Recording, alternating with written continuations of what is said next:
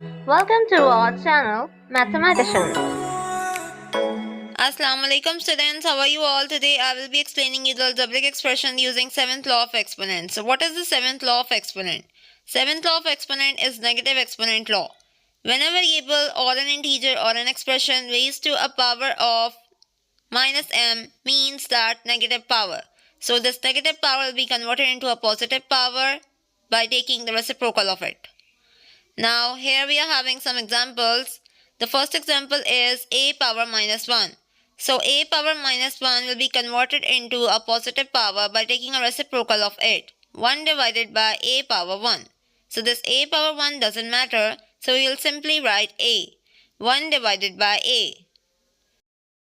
Now here we are having the second question as 5 power minus 3. So 5 power minus 3 will be converted into a positive power by shifting this 5 power minus 3 downwards the 1.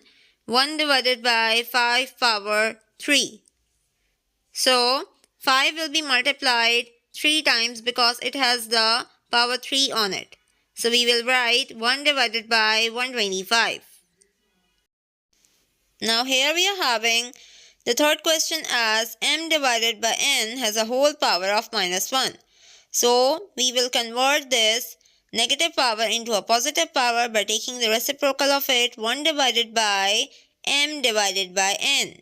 So 1 is divided by a fraction and this 1 power will be ignored. So we will simply write 1 divided by m divided by n. Now when an integer or an expression or anything is divided by a fraction, so we will simply take the reciprocal of that fraction and we will simply write 1 multiply by this denominator will become the numerator and the numerator will become the denominator. So it will become 1 multiplied by n divided by m. I hope you understand this negative exponent law. Stay tuned for the 8th law, which is the one exponent law. Allah Hafiz. Thanks for watching. Like, share and comment and hit the bell icon to subscribe our channel. Thanks for watching.